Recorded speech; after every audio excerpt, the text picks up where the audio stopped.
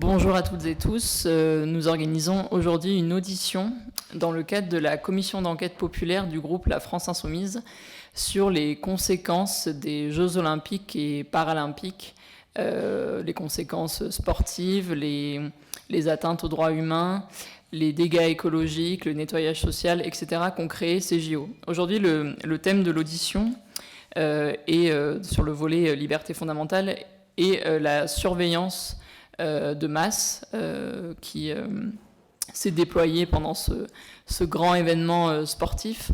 Et pour ça, j'ai à mes côtés Madame Cécile Rioux-Battista de la Commission nationale consultative des droits de l'homme, CNCDH, qui a rendu un avis sur cette surveillance en mai dernier, il me semble.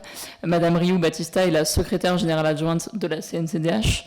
Ensuite, Monsieur Bastien Lequérec, qui appartient à l'organisation La Quadrature du Net, qui est une association, une ONG spécialisée sur les libertés numériques. Et la Quadrature du Net a engagé de nombreux recours contre les textes réglementaires qui ont mis en place cette surveillance. Notamment le 31 juillet, vous avez saisi la CNIL contre l'application du dispositif de vidéosurveillance algorithmique qui est soi-disant expérimenté sur les sites des JO Paris, mais qui en réalité sera pérennisé à jamais dans le droit français. Et j'ai également une dernière personne à ma gauche, Madame Katka Rioux de l'organisation Amnesty International.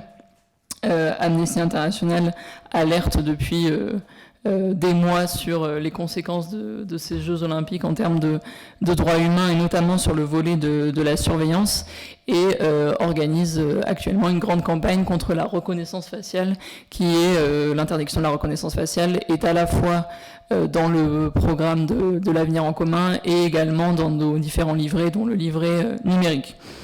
Donc ces Jeux Olympiques ont conduit à de diverses violations des droits humains qui perdurent puisque les Jeux Paralympiques commencent aujourd'hui, ce soir avec la cérémonie d'ouverture pour les 2 semaines qui viennent. Et l'idée de cette audition est de s'intéresser plus spécifiquement à la surveillance. La vidéosurveillance, elle a été légalisée en France en 1995. Depuis, elle n'a cessé de s'accroître dans tous les domaines de la vie publique et surtout malheureusement de la vie privée. Alors, on va peut-être revenir sur les différentes lois, décrets, arrêtés qui ont permis d'en arriver là et qui conduisent à diverses violations qu'on dénonce nous aussi depuis des années, surtout depuis 2017 à l'Assemblée nationale, à savoir la violation du droit à la vie privée qui est garanti par l'article 2 de la DDHC, le droit à la sûreté, et également le droit à la liberté d'expression qui lui est garanti par l'article 11 de la Déclaration des droits de l'homme et du citoyen de 1789. L'idée est aussi de s'intéresser aux technologies qui permettent cette surveillance et aux risques qu'elle fait peser, puisqu'on appelle ça l'effet cliquet, c'est-à-dire le caractère de faire croire que ces dispositifs sont expérimentaux et s'appliquent juste à un moment donné à des fins soi-disant de sécurité pour le plus grand nombre et finalement finissent par s'appliquer à tous au détriment des libertés individuelles. Donc dès janvier 2024, on avait aussi la défenseur des droits qui s'était auto-saisie sur les risques de ces JO en termes de droits humains et c'était parmi différentes constatations, notamment le nettoyage social ou l'évacuation de sans-abri. Elle s'était auto-saisie sur les modalités de mise en œuvre des traitements algorithmiques des images collectées au moyen de systèmes de vidéoprotection et de caméras installées sur des aéronefs et des actions entreprises en conséquence, autrement dit les caméras de surveillance en général et les drones. Tous ces dispositifs sont la conséquence d'une dynamique à l'œuvre depuis l'arrivée au pouvoir d'Emmanuel Macron, mais bien avant, sous le quinquennat de François Hollande. Nous, on a décompté le nombre de lois liberticides depuis 2017 et on parle de 25 lois. Et parmi ces lois qui ont entraîné une fuite en avant sur la surveillance, il y a évidemment la loi sécurité globale de 2021 qui avait suscité d'immenses mobilisations, qui était la loi avec le fameux article 24, mais au-delà de ça, les caméras embarquées, les drones et les caméras dans les halls d'immeubles. Une partie de cette loi a été censurée par le Conseil constitutionnel qui voyait qu'il n'y avait pas de garantie suffisante à ces dispositifs, mais toutes ces dispositions sont revenues avec une loi qui a suscité moins de mobilisation, qui est la loi relative à la responsabilité pénale et à la sécurité intérieure, qui est passée en fin de premier quinquennat Macron en janvier 2022. Et c'est finalement cette loi qui a légalisé les drones, les caméras embarquées et aussi d'autres dispositifs dont on parle moins, par exemple les caméras dans les locaux de garde à vue. Et enfin, tout ce qui a été pu être déployé pendant ces Jeux Olympiques, notamment la vidéosurveillance algorithmique, découle de la loi de mai 2023, dite loi relative aux Jeux Olympiques et Paralympiques et portant diverses dispositions. Donc c'est la loi qui a légalisé les scans corporels, la vidéosurveillance intelligente, également le fait de la possibilité, au prétexte d'améliorer la coordination des forces de sécurité, d'étendre le champ des images de vidéoprotection qui sont possibles d'être consultées par les agents de la RATP et de la SNCF, et l'élargissement de la procédure de criblage, c'est-à-dire les enquêtes administratives de sécurité à différentes fan zones, et qui peuvent concerner aussi les athlètes, leurs délégations, etc. Alors on a plusieurs questions aujourd'hui. Donc peut-être une première question pour Amnesty International. Donc, quelles sont les actions que vous avez menées en amont de ces Jeux Olympiques? Quelles sont vos principales préoccupations en termes de droits humains, de vidéosurveillance? Et quelles sont les mobilisations citoyennes qui sont possibles? Quels risques, là, pendant les Jeux paralympiques? Ensuite, on peut peut-être s'intéresser à... Pour la CNCDH, quel était le contenu de l'avis que vous avez rendu au printemps dernier? Est-ce que les inquiétudes se sont vérifiées et quel a été le déploiement effectif de ces différentes techniques? Ça, c'est pour les trois organisations, mais en particulier pour la Quadrature du Net qui, tout l'été, a répertorié les gares, que ce soit de train, de métro, de RER, où ont été déployés les dispositifs de surveillance, parfois même avant les JO, puisque finalement la surveillance a été utilisée dès le 14 juillet, et même, je crois, la veille ou l'avant-veille. Est-ce que ces dispositifs sont toujours déployés aujourd'hui, et où en est-on là pendant les Jeux paralympiques? Qu'est-ce qu'il est possible de faire contre les différents décrets, arrêtés, instructions? Quel risque cela fait peser sur les droits humains? Quel risque pour la suite, notamment le pas suivant, c'est-à-dire la reconnaissance faciale? Quelles entreprises de technologie, notamment françaises, donc les entreprises qui font leur commerce qu'on peut croiser par exemple au salon Millipol, quelles entreprises françaises ou étrangères bénéficient de cette économie de la technologie? Quels sont les projets actuels de ces entreprises ou du gouvernement? Et enfin, quelles analyses vous faites de la situation, c'est-à-dire quelle est l'acceptation sociale de ces techniques de surveillance? Quelle mobilisation on pourrait envisager, puisque force est de constater que les Jeux Olympiques, qui certes étaient un grand moment de fête, de joie pour nous, de nombreux concitoyens et pour les gens notamment passionnés de sport, tout ce qui est relatif aux droits humains a suscité moins d'intérêt dans la période. Donc comment faire pour susciter un regain de mobilisation et faire en sorte que tout le monde s'y intéresse? Voilà, enfin on peut conclure sur là les Jeux paralympiques commencent. Est-ce que le risque est toujours actuel, et ou est-ce que finalement, vu l'expérience sécuritaire des JO, est-ce que l'aspect sécuritaire est moindre là pendant les 15 jours à venir? On va écouter Madame Katia Rioux d'abord de Amnesty International.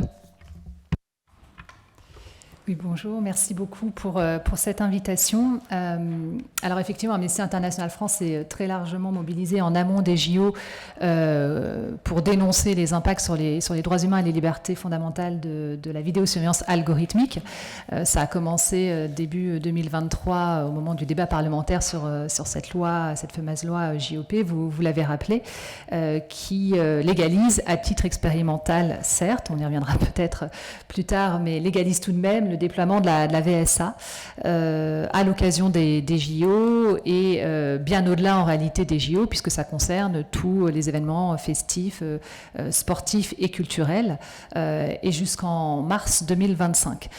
Donc on voit déjà que la portée de cette loi est très large et s'inscrit, vous avez également rappelé cette longue trajectoire législative de loi liberticide, s'inscrit clairement dans une volonté très affichée des autorités françaises d'élargir les pouvoirs de surveillance de la police. Avec effectivement ce côté cliqué, donc on ne revient pas en arrière et à chaque marche franchie, on craint la prochaine. Donc nous, on s'est, avec d'autres organisations, mobilisés pour dénoncer l'impact de la VSA, en particulier donc sur le droit à la vie privée, vous l'avez dit, mais aussi sur les libertés fondamentales comme la liberté d'expression, la liberté de réunion pacifique, ou encore l'impact du déploiement de ces technologies sur les enjeux de discrimination. On a alerté très largement au moment des débats parlementaires sur ces risques-là. Si je prends quelques minutes pour revenir rapidement sur ces impacts-là. Quand on parle de VSA, donc on parle d'automatisation de l'analyse des images issues des caméras de surveillance. Donc on entraîne des algorithmes qui vont alerter, détecter et alerter pour signaler des événements prédéterminés. Donc il faut pouvoir déterminer au préalable ces événements, ce qu'on considère normal, anormal, suspect ou pas. Donc ça vient déjà poser une certaine vision de ces comportements-là. L'impact sur la vie privée, selon nous, est extrêmement fort, puisqu'il s'agit d'une ingérence dans le droit à la vie privée des personnes. Ce sont des données comportementales, des données personnelles qui sont analysées, des données qui sont protégées, normalement, y compris dans l'espace public. Le droit à la vie privée doit être protégé dans l'espace public. Et toute ingérence dans le droit à la vie privée doit être nécessaire et proportionnée au regard du droit international. Or, cette démonstration-là n'a jamais été faite par les autorités françaises. On ne nous a jamais démontré qu'il n'y avait pas de moyens moins attentatoires aux libertés pour atteindre un objectif légitime de sécurité. On ne nous a jamais d'ailleurs fait la démonstration de l'efficacité de ces dispositifs-là. On part du postulat que les algorithmes sont nécessaires et utiles pour garantir la sécurité. On n'a pas d'évaluation indépendante, objective de cet impact-là, de cette efficacité-là, que ce soit pour la VSA ou pour le système de vidéosurveillance classique. Donc ça, c'est la première chose sur le droit à la vie privée. On nous a bien dit que les données biométriques ne seront pas traitées, qu'il n'y aurait pas de reconnaissance faciale.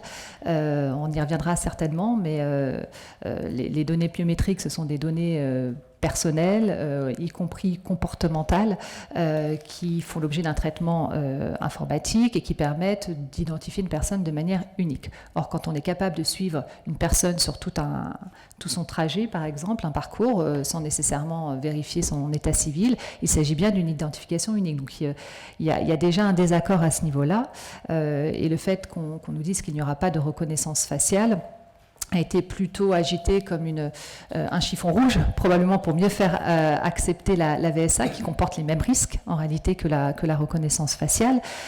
Pour autant, ce sont, on y reviendra aussi probablement, les mêmes logiciels qui permettent de faire de la VSA ou de la reconnaissance faciale.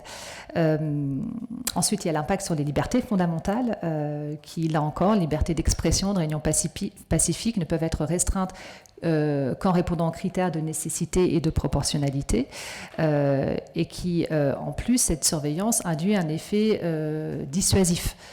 Ce savoir, se penser, surveiller dans l'espace public peut nécessairement amener une modification d'un comportement, pas parce qu'on a quelque chose à se reprocher ou quelque chose à cacher, mais tout simplement parce qu'on n'agit pas de la même manière lorsqu'on se sait ou qu'on se sent surveillé.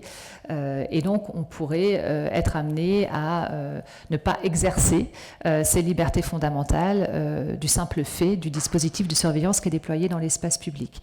Et puis, le dernier point sur lequel insister, effectivement, c'est le principe de non-discrimination qui, là encore, est consacré dans le droit. Or, quand on regarde ces technologies, on les présente souvent comme des outils d'aide à la décision pour des personnes. En réalité, ces technologies ne sont pas neutres. Elles sont conçues par des personnes, elles sont utilisées par des personnes, peuvent donc emporter des biais et amplifier des biais humains, conscients ou inconscients, et peuvent même être utilisées intentionnellement pour cibler de manière disproportionnée telle ou telle catégorie de la population et donc amplifier des discriminations déjà existantes. Donc ça, c'est vraiment pour les risques associés aux technologies de VSA et de reconnaissance faciale. Maintenant, si on revient au contexte des JO, évidemment, ça a été un formidable catalyseur du déploiement de ces technologies-là avec la loi JOP. Alors, il y avait déjà depuis longtemps des expérimentations qui étaient menées dans de nombreuses villes. La Quadrature du Net l'a très largement documenté, mais on a vu l'élan formidable, entre guillemets, des JO pour booster en quelque sorte le déploiement, le développement de ces technologies avec des incitations des pouvoirs publics au niveau financier, l'effort industriel de la recherche et de l'administration est très clairement notable à ce niveau-là. On sait par exemple qu'entre 2023 et 2027, les crédits publics alloués au déploiement-développement de ces solutions technologiques, encore une fois avec des guillemets, devraient tripler. On sait qu'un certain nombre de fonds ont été fléchés vers le déploiement de ces technologies-là. Ça s'inscrit aussi dans un contexte politique, législatif, européen, avec des négociations qui ont eu lieu l'année dernière sur la loi sur l'intelligence artificielle qui visait justement à poser un certain nombre de garde-fous et on a pu constater que la France s'était très largement mobilisée pour, par exemple, ne pas interdire clairement et totalement la reconnaissance biométrique à distance, par exemple. Donc ce contexte-là nous faisait craindre que les JO, effectivement, puissent faire passer cette fameuse marche d'après et donc ouvrir la voie à des technologies toujours plus intrusives, comme notamment la reconnaissance faciale.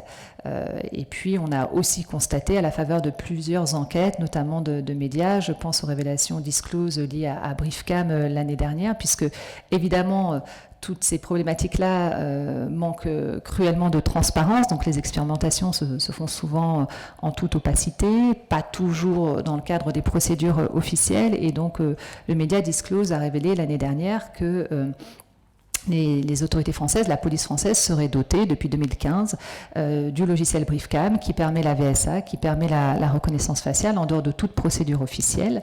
Une procédure de contrôle a été lancée. Le ministère de l'Intérieur à l'époque a annoncé une commission d'enquête dont les conclusions devaient être rendues publiques sous 3 mois. Donc ça, c'était en novembre 2023. On n'a toujours pas ces conclusions-là.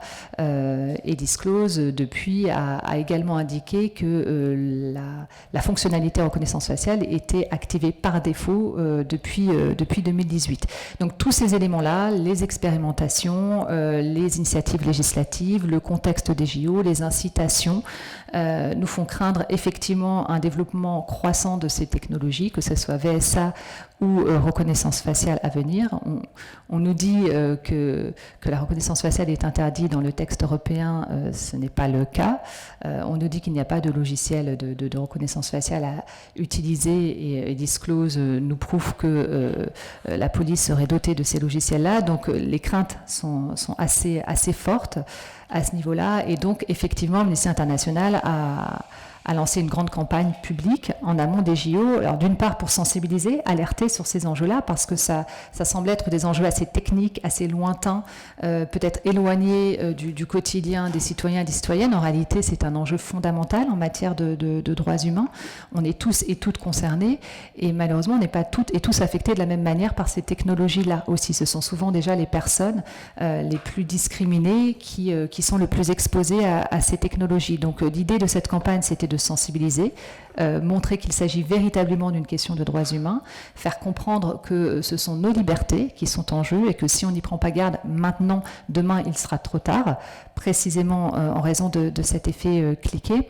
Et donc, on a sillonné la France, on a un peu suivi la flamme olympique pour, à côté donc, du discours officiel des JO, pouvoir aussi expliquer ce que pourrait être l'héritage des JO, à savoir une certaine normalisation de ces technologies de surveillance. On a également mobilisé le grand public en lançant une pétition demandant l'interdiction par la loi de la reconnaissance faciale. En quelques mois, on a obtenu plus de 100 000 signatures. On a vu aussi que certains parlementaires s'étaient mobilisés à travers une tribune publiée dans Libération. On a également vu que cette mesure avait été intégrée également au programme du nouveau Front populaire. On s'en réjouit quand je parle de cette mesure, c'est l'interdiction de la reconnaissance faciale. Aujourd'hui, il y a urgence à agir, puisque, voilà, on y reviendra certainement, mais la trajectoire est plutôt tracée du côté des autorités et des industriels. Et donc, il faut dès aujourd'hui placer des lignes rouges qui soient claires. Il n'y a pas de garantie technique ou juridique qui n'élimine complètement ces risques en matière de droits humains. Donc, on continue à se mobiliser pour demander l'interdiction de cette reconnaissance faciale à des fins d'identification, de pouvoir interdire d'ailleurs toutes les technologies qui permettent la surveillance de masse. Et donc, on n'a pas encore tiré le bilan chiffré de l'impact des JO, mais on sera extrêmement vigilant puisqu'encore une fois, cet événement exceptionnel a permis l'adoption de mesures extrêmement liberticides avec une réaction du public qui était plutôt focalisée sur les jeux et d'autres choses et pas sur l'impact sur les libertés fondamentales. Donc c'est aussi ça qu'il va falloir continuer à expliquer. C'est une question des droits humains et si on n'y prend pas garde, petit à petit, nos libertés vont continuer à être grignotées. Merci beaucoup. Est-ce que vous prévoyez de publier donc un bilan chiffré ou un bilan plus complet dans les semaines ou les mois à venir ? Alors, pour le moment, il n'y a pas de publication prévue. On va évidemment regarder de manière fine comment ces technologies ont été déployées. Est-ce qu'il y a eu des cas des situations où des personnes et leurs droits ont été particulièrement impactés. Et donc ça, on va mener cette analyse sans forcément qu'elle conduise à une publication, mais la campagne demandant l'interdiction par la loi va se poursuivre très fortement. On est aussi extrêmement mobilisé auprès des villes, des municipalités, parce que c'est dans les villes que se déploient souvent ces expérimentations qui très souvent se pérennisent. Donc oui, on va continuer la mobilisation et appeler encore une fois le grand public à suivre ces questions et à demander des comptes, demander de la transparence, demander de l'information et demander des lignes rouges claires. Merci beaucoup pour votre exposé. On va passer à Madame Riou Battista. Si vous pouviez revenir sur l'avis rendu par la CNCDH, vos constatations actuelles, quelles sont les solutions proposées par votre organisation qui est davantage une organisation institutionnelle et est-ce que vous aviez noté dans cet avis, est-ce que ça s'est vérifié ensuite là pendant le JO, est-ce que la CNCDH prévoit quelque chose de particulier aussi pendant les Jeux paralympiques? Merci. Merci beaucoup pour cette invitation. Donc l'avis de la CNCDH, il a été publié en juin 2024. Mais en fait, c'est un avis qui est dans la continuité de plusieurs alertes de la CNCDH depuis de nombreuses années. CNCDH qui alerte sur le déploiement de plus en plus massif, de plus en plus préoccupant de dispositifs de surveillance de l'espace public qui sont attentatoires aux libertés fondamentales. Et vous avez fait en introduction un rappel des différentes lois qui ont été adoptées ces dernières années en la matière. Alors plus spécifiquement sur la question des Jeux olympiques et des Jeux paralympiques, comme Amnesty International, la CNCDH s'était mobilisée en amont dès la fin de l'année 2022, début de l'année 2023, pour alerter sur un certain nombre de dispositifs qui étaient prévus par la loi de mai 2023 sur les Jeux olympiques et paralympiques. Et on revient sur ces dispositifs dans notre avis de juin 2024. Ce qui nous inquiète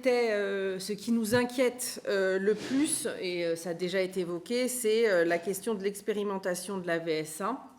Alors je voudrais juste faire une remarque sur cette question de l'expérimentation.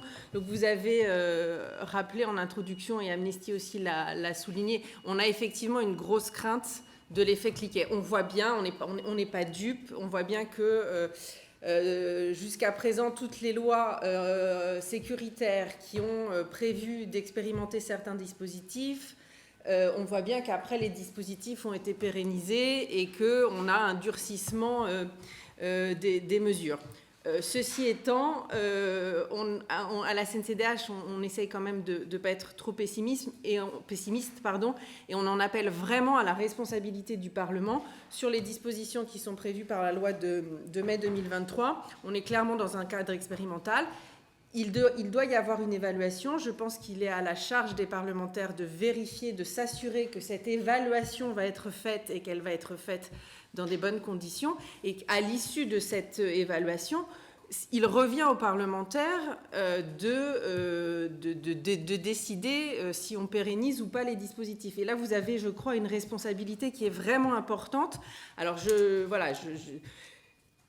je sais bien que ça va être compliqué, et vous posiez la question de l'acceptation sociale de ces mesures et de ces dispositifs. Donc c'est vrai que politiquement, ça peut être difficile. Il n'empêche que les parlementaires peuvent réfléchir. Si on ne peut pas lutter contre la vague, on peut néanmoins réfléchir à mettre en place un certain nombre de garanties pour limiter les effets en matière de liberté fondamentale et de droits humains. Et dans l'avis de la CNCDH, il y a notamment un certain nombre de recommandations qui pourraient être mises en place précisément pour renforcer les garanties. Alors, sur la question de la VSA qui donc est autorisée à titre expérimental depuis la loi de mai 2023, l'une des questions soulevées par l'avis de la CNCDH, c'est le fait qu'on passe dans on change un peu de niveau avec la mise en place de cette VSA. C'est que jusqu'à présent, dans les textes juridiques, il était prévu que dès lors que il y a un traitement algorithmique qui peut avoir des impacts défavorables sur les droits et libertés individuelles, il doit y avoir une évaluation, un examen individuel par un agent des produits de l'algorithme. Or là, avec la VSA, et c'est ce que soulignait Amnesty, on a un traitement qui va être automatisé, on n'a plus un traitement humain par un agent avec un examen individuel. Alors la loi de mai 2023 précisait néanmoins que les logiciels ne procèdent qu'à des signalements d'attention et demeurent en permanence sous le contrôle d'un agent humain. La CNCDH alertait sur cette pseudo-garantie parce qu'en fait, on sait bien que ça n'est pas une garantie réelle, étant donné que c'est un comportement tout à fait humain. Il y a une propension des agents à suivre les recommandations ou les alertes produites par le programme informatique. Ce qui pose par ailleurs la question de la formation des agents qui sont chargés de contrôler les productions des programmes informatiques, et la généralisation, l'autorisation qui a été donnée par exemple aux agents de Île-de-France Mobilité de visionner les images et de traiter les éléments issus de la vidéosurveillance pose une question en termes de formation de ces agents qui ne sont absolument pas des agents de police, qui ne sont pas formés à ces questions-là. Et on a là un vrai souci dans le traitement des données et des images. Voilà, donc il y a une interrogation sur les garanties qui sont prévues par la loi, qui nous semblent plus être des garanties de façade que des garanties réelles.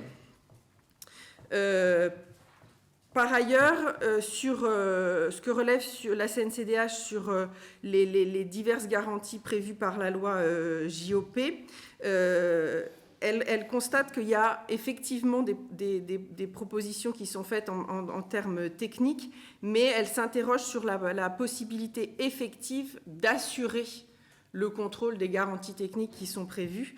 D'une part parce qu'aucun dispositif technologique n'est en mesure d'assurer l'intégrité des images en les mettant à l'abri de manipulations diverses, et d'autre part parce que la CNIL, qui est chargée du contrôle, ne dispose pas des moyens suffisants pour assurer un contrôle effectif sur un certain nombre d'aspects technologiques, à commencer par la présence de biais éventuels dans le fonctionnement du système de vidéosurveillance automatisé. Alors, ce qu'on propose, une des recommandations que formule la CNCDH pour renforcer les garanties en la matière, la CNCDH a pensé qu'il fallait agir sur un dispositif qui est déjà existant, qui sont les commissions départementales de vidéoprotection. Et l'idée, c'est d'agir sur un dispositif qui est préexistant, mais de venir le renforcer, le modifier. Donc, en modifier la composition. Donc, à l'heure actuelle, ces commissions départementales sont composées de 4 membres, un magistrat, un maire, un représentant de la Chambre de commerce et d'industrie du département et une personnalité qualifiée qui est choisie par le préfet. La CNCDH recommande de réformer la composition de la commission pour qu'elle soit plus large, plus pluraliste, et notre proposition est de la composer de la manière suivante. Une personnalité qualifiée désignée par le défenseur des droits, un magistrat en exercice désigné par le premier président de la Cour d'appel, un maire qui sera désigné par les associations départementales des maires dans chaque département, un représentant désigné par la Chambre de commerce et d'industrie et un conseiller départemental désigné par un vote du conseil départemental.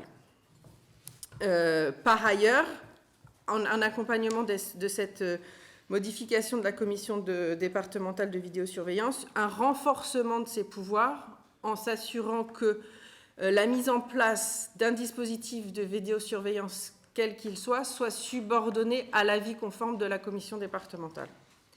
Et enfin, une exigence de transparence pour ces commissions, avec l'obligation pour chaque commission départementale de présenter un rapport d'activité annuel au conseil départemental, rapport annuel qui sera débattu par le conseil départemental.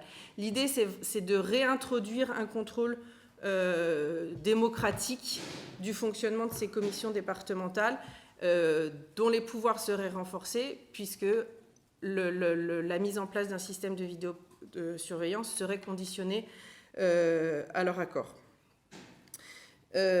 Alors, sur la question de est-ce que nos craintes se sont vérifiées pendant la période des Jeux Olympiques, c'est un peu compliqué de vous répondre parce qu'on n'a pas encore assez de recul.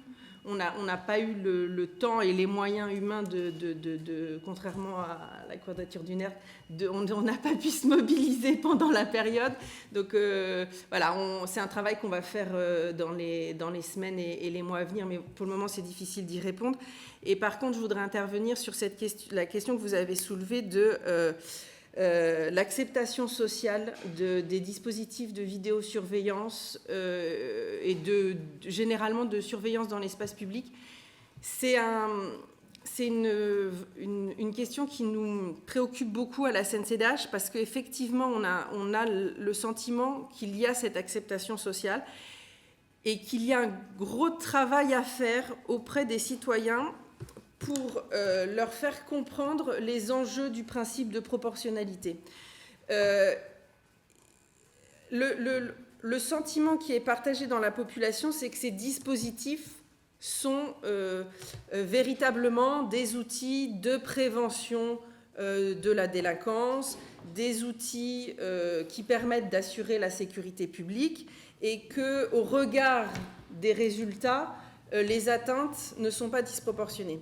Et il est important de faire un travail de pédagogie, de sensibilisation, en s'appuyant sur des données du ministère de l'Intérieur, du ministère de la Justice, pour montrer que, d'une part, ces dispositifs ne sont en rien préventifs en réalité. Les systèmes de vidéosurveillance ne préviennent pas la commission d'actes délictueux ou criminels. Éventuellement, et encore, ça n'est pas une certitude, ils peuvent permettre la résolution d'un certain nombre d'affaires juridiques, mais ils ne sont en aucun cas préventifs. Et il faut également faire un gros travail pour expliquer que, au regard de cette faiblesse d'efficacité, entre guillemets, les atteintes au droit, respect du droit à la vie privée, liberté d'expression, liberté d'association et de manifestation, les atteintes sont bien plus importantes et bien plus graves que les bénéfices des dispositifs. Mais là, ça demande vraiment un travail dans les médias, d'éducation.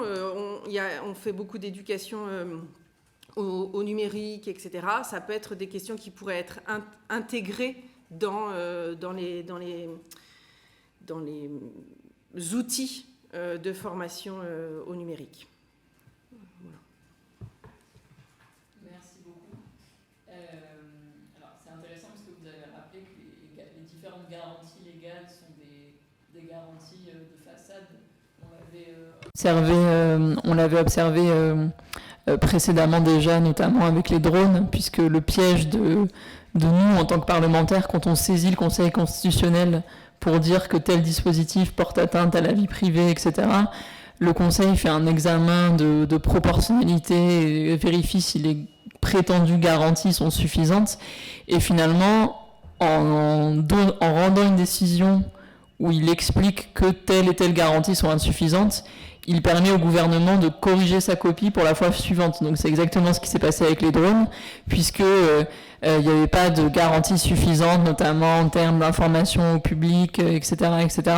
Le gouvernement a pu revoir sa copie, rajouter des micro-garanties, et lorsque nous avons ressaisi le Conseil constitutionnel fin 2021 et qu'il a rendu sa décision début 2022 sur la loi sécurité intérieure qui a légalisé les drones et les caméras embarquées, finalement tout cela est, comme on dit chez nous, est passé crème, alors que on sait bien que, par exemple, informer la préfecture qui informe le public, c'est complètement lunaire, personne ne regarde le site de la préfecture, ça ne change rien au fait que le dispositif peut être déployé, et si on n'avait pas des associations ou des juristes qui se réveillent et qui font rapidement un référé liberté, les drones sont déployés pour des manifestations, alors que, un, ça n'a aucun intérêt, et deux, ils permettent, vous l'avez rappelé aussi, une reconnaissance faciale indirecte, puisque le piège de ces dispositifs étant que, comme les personnes sont filmées en temps réel, au final, les différents agents qui ont accès ont, entre guillemets, un accès à la reconnaissance faciale. Il y avait eu cet exemple donné par la Quadrature du Net d'une dame suivie jusqu'à chez elle par un drone, il me semble, je crois, ou par Mediapart. Je crois que c'était une des premières dérives. Et donc nous, dans le parlementaire, donc c'est ce qu'on a toujours fait, on a toujours déposé des amendements pour abroger les lois précédentes lorsqu'une nouvelle disposition aggravait une loi précédemment adoptée. Malheureusement, parfois, c'est irrecevable et donc on n'a même pas le loisir de discuter. Et on utilise tout le temps le vecteur de la saisine, du recours ou du soutien ensuite à une QPC ou à des organisations qui font des référés, parfois sans succès. En parlant de la loi JO, d'ailleurs, il y avait le Conseil constitutionnel a jugé que la vidéosurveillance répondait à l'objectif constitutionnel de prévention des atteintes à l'ordre public, le législateur peut donc utiliser le recours à ces caméras dites intelligentes. Et ensuite, il a ajouté ce qu'on appelle une réserve d'interprétation, là aussi, qui est une garantie une limite de façade, à savoir que les préfets peuvent mettre immédiatement fin à l'autorisation de cette vidéosurveillance lorsque les conditions qui ont justifié sa délivrance ne sont plus réunies. Donc j'aimerais peut-être qu'on revienne avec Monsieur Lequerec de la Quadrature du Net sur qu'est-ce que permet au fond cette vidéosurveillance, en quoi elle est dangereuse, puisque au-delà de surveiller les individus et de accentuer les discriminations qu'ils subissent déjà, pour ceux qui en subissent, finalement elle permet le croisement avec certains fichiers où là il n'y a aucun contrôle. C'est ce que vous aviez soulevé aussi sur par exemple les caméras embarquées, les caméras piétons des policiers et gendarmes qui ont été légalisées, puisqu'elles permettaient une reconnaissance faciale en temps réel avec, il me semble, un croisement avec le fichier du traitement des antécédents judiciaires, dit TAJ. Comment s'est déployée cette surveillance pendant les JO, donc les gares, les métros, de RER, les stades, les différentes fan zones, quel est d'un point de vue en termes de volume, combien de fois ces dispositifs ont-ils été déployés, pour quels résultats, puisque vous le rappeliez aussi, en réalité tout cela ne sert strictement à rien en termes de sécurité. C'est la même chose pour la vidéosurveillance dans les différentes villes. Il y a diverses études que vous peut-être nous rappeler ont souligné qu'en termes de résolution d'enquête ou d'amélioration de la tranquillité, cela n'a absolument rien changé. Et comment donc contrer le discours, puisque nous on qualifie ces dispositifs de dispositifs orwelliens, de fuite en avant autoritaires et sécuritaires, mais les éléments de langage néolibéraux consistent à dire que si on n'a rien à se reprocher, on devrait accepter d'être surveillé, que cela est nécessaire pour la sécurité, et une proportion assez conséquente de nos concitoyens pensent que tout cela est vrai, réel, et ces dispositifs, même s'il est prouvé qu'ils ne servent à rien, les rassurent au quotidien. Et peut-être une autre question, est-ce que vous pensez que la CNIL aujourd'hui est une entité, une autorité administrative indépendante à la hauteur face aux dispositifs déployés, sur lesquels parfois elle donne des avis qui ne sont pas suivis, ou sur lesquels finalement elle n'a aucun contrôle réel? Merci beaucoup.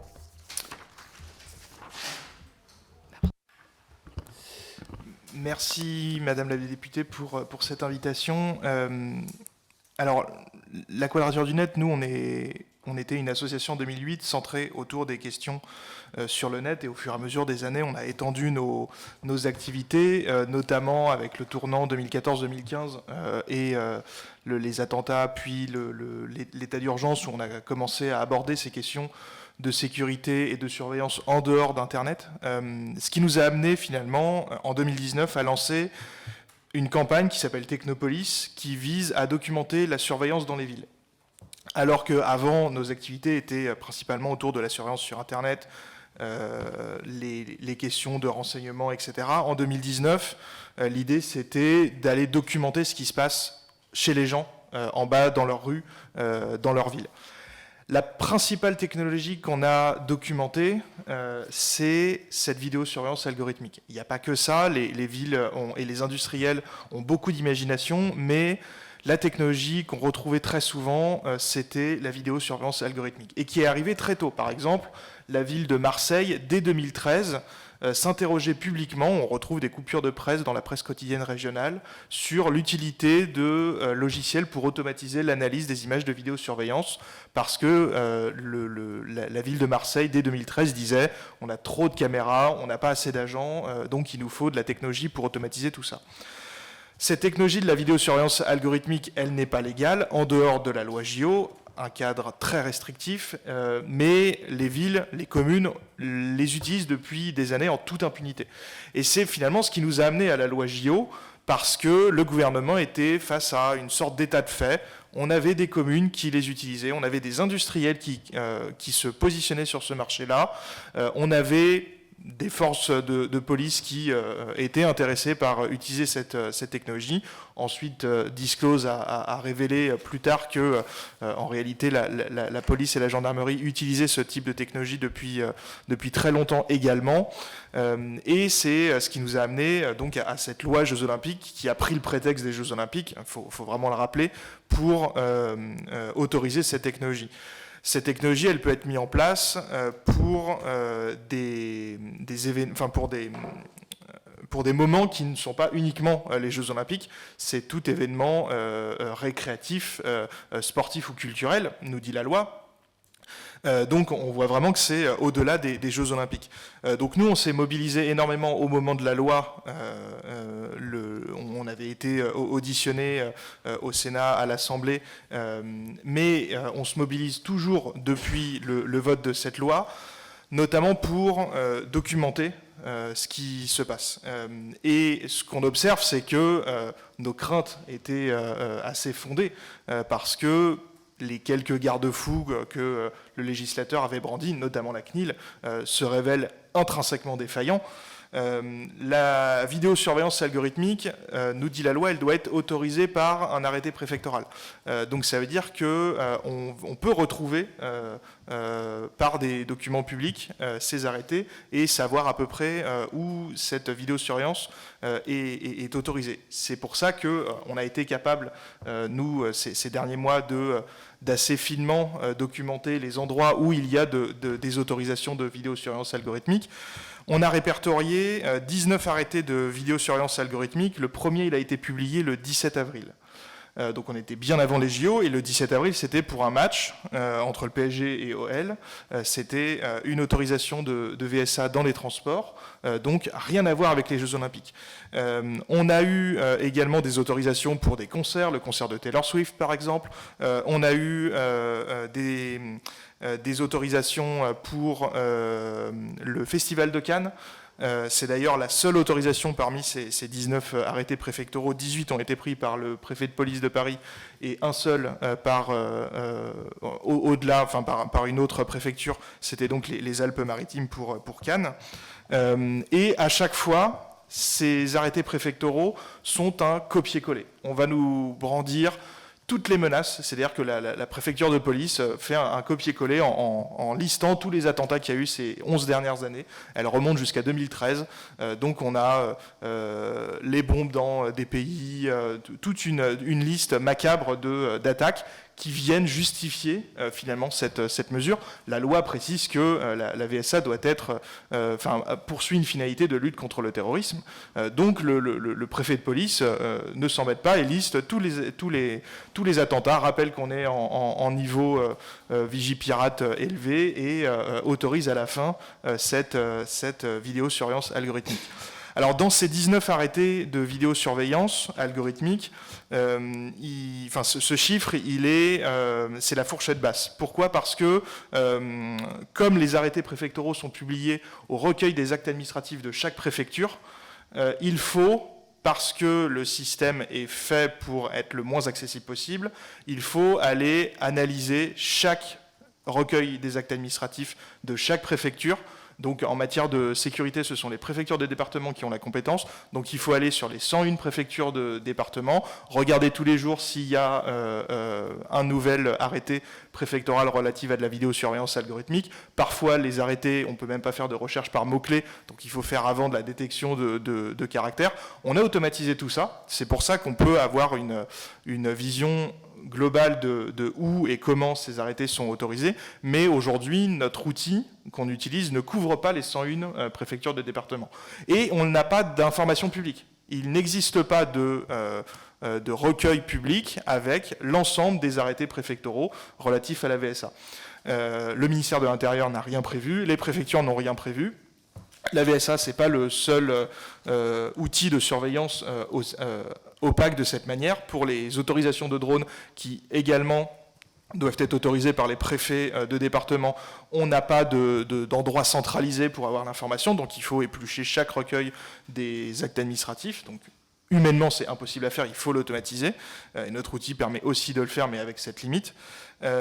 Pareil pour la vidéosurveillance classique, qui sont autorisées par les préfets. On n'a pas d'endroit centralisé pour avoir l'information directement.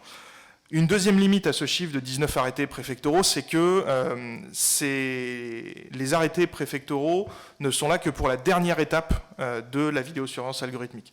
Avant, on a cette étape de test, de configuration, où concrètement, le ministère de l'Intérieur utilise les logiciels sur des vraies caméras, sur des vraies images, et regarde si ça détecte à peu près les événements qu'on veut. Et ensuite, il y a eu un certificat de conformité qui est émis, et à partir de là, les préfets peuvent publier leurs autorisations pour autoriser la SNCF, la RATP, la préfecture de police ou une police municipale d'une commune.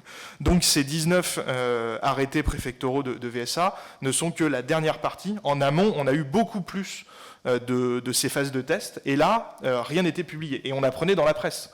Par exemple, le ministère de l'Intérieur avait communiqué que en mars, je crois, à l'occasion d'un concert de Dépêche Mode à Bercy, la VSA allait être utilisée, mais pour cette phase de test, donc sans, pour reprendre le terme utilisé par la préfecture, sans visée opérationnelle.